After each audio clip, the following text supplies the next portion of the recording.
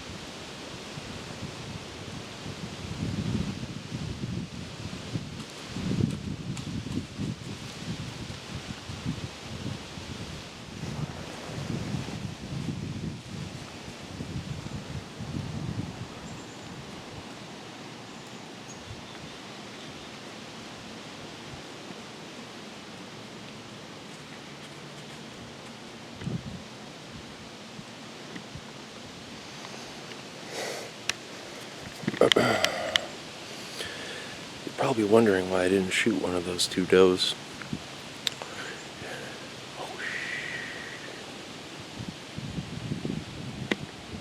Here we go.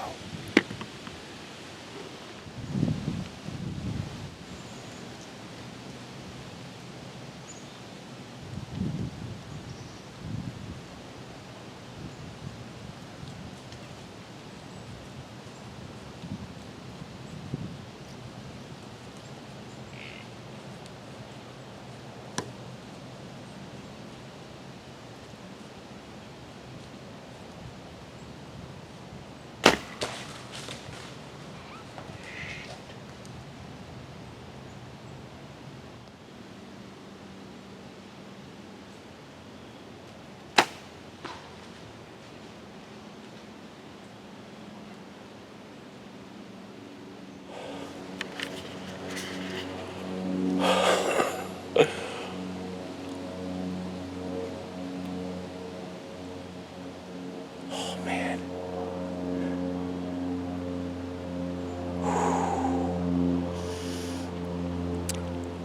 Before I got the camera turned on, I shot a doe. There was 3 does. Shot the first one. The other 2 were confused. I had no idea what happened. The first doe ran off. I think she went into private. I was filming the other 2 does. And I just started talking to the camera. And here comes a buck. I mean, it's just a little forkhorn, but I don't have a lot of time to hunt this year, man, and I need to get some venison down.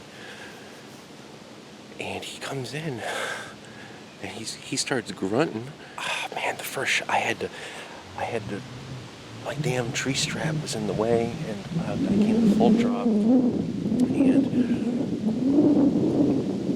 the first shot on that buck, I gut shot him. He ran off to about 35 yards and stopped and knocked another arrow.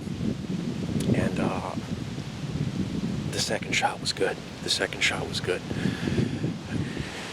He just went over on this hump over here and just kind of hunched up. But definitely gut shot the first shot of that buck. Oh, that sucks, but the second shot is good. I think that put him down.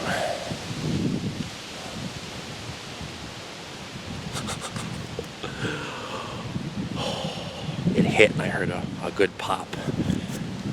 I saw it with my lighted knock. I went, oh my God, I'm shaking right now.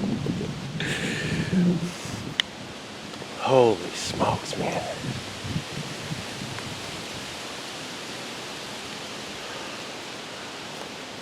I gotta text my dad.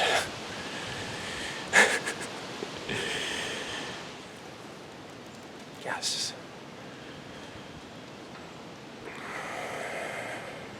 I'm losing control, shaking right now. Everything's coming out. Oh boy. Wow, man. The does came out of nowhere.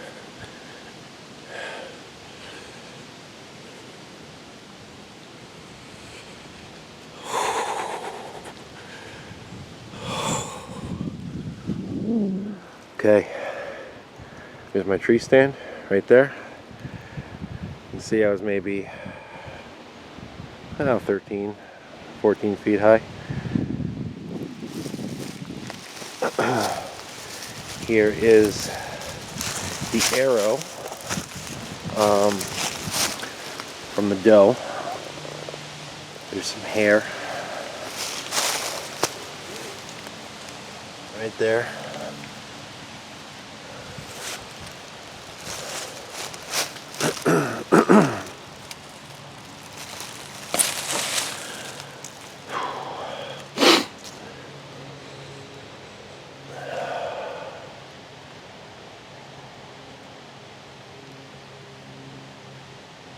Blood looks pretty good.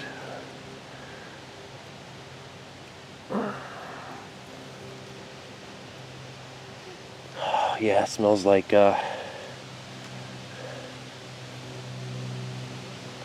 organs. She was slightly quartering away, and I put it right behind her last rib. Zipped right through her. I'm using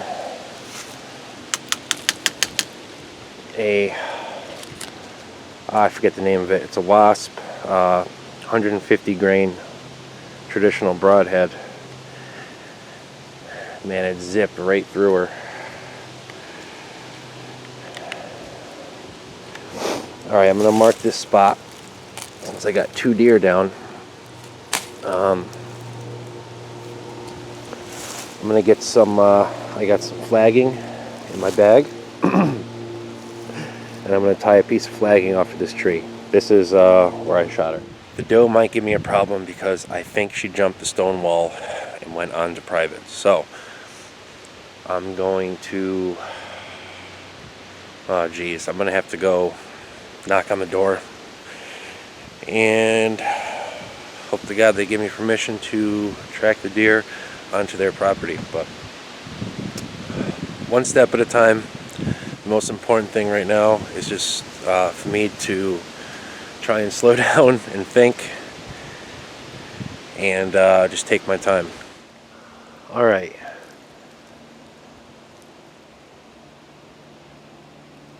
There's my tree. I don't know if you could see it.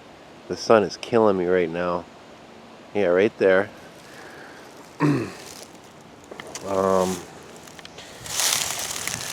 This is where the buck was standing.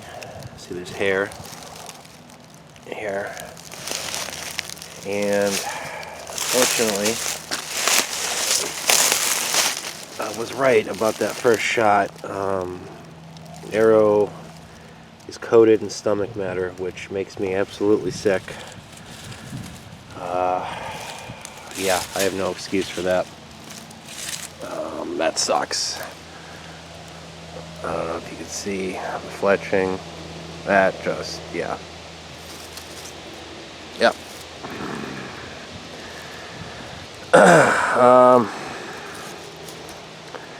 Thankfully, he did allow me that second shot. I'm gonna go up.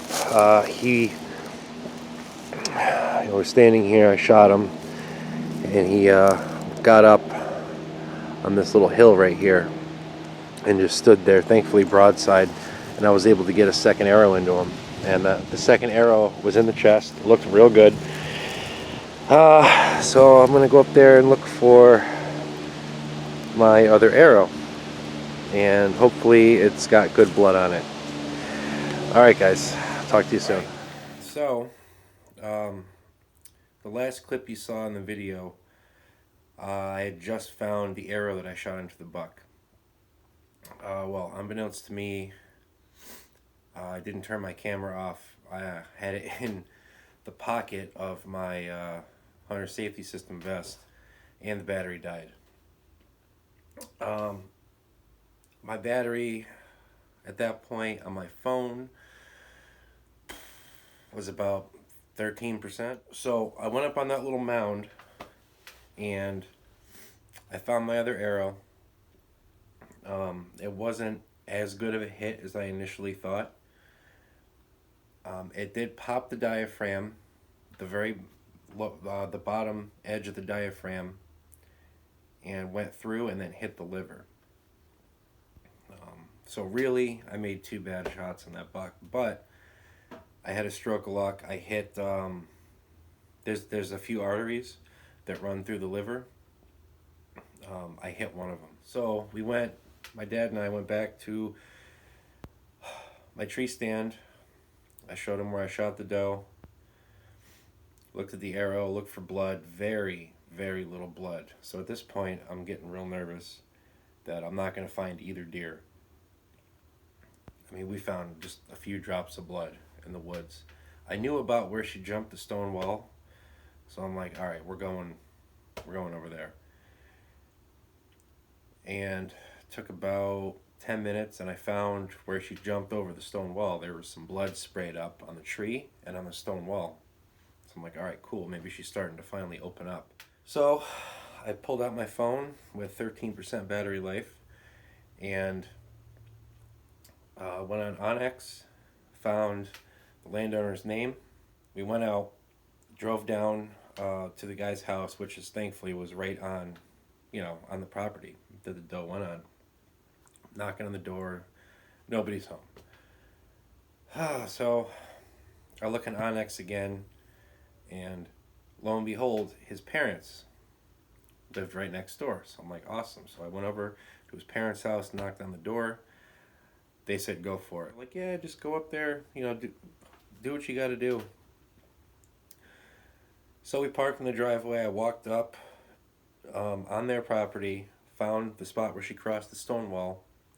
There was maybe 10 yards of little droplets of blood and nothing. That was it. We started grid searching. There was like an overgrown field that she had run into.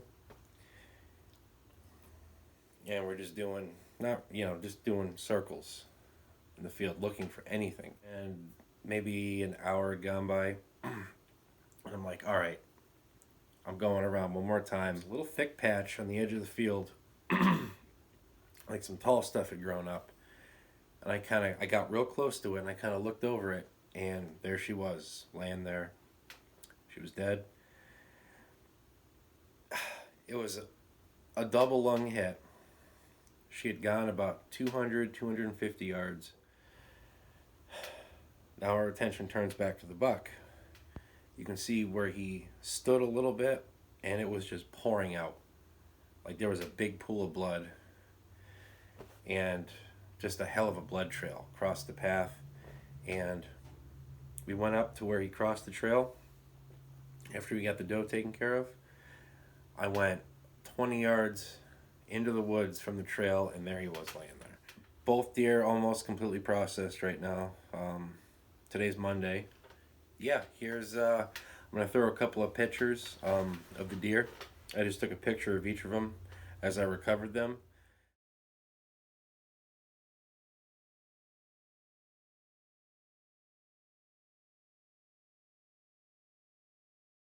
If you guys have any questions, just shoot me a message or a comment or something if there's anything that I breezed over or any other information that you want to know. But 2 deer down, got a bunch of venison in the freezer, and got 2 more tags left with... Alright guys, catch you on the next one.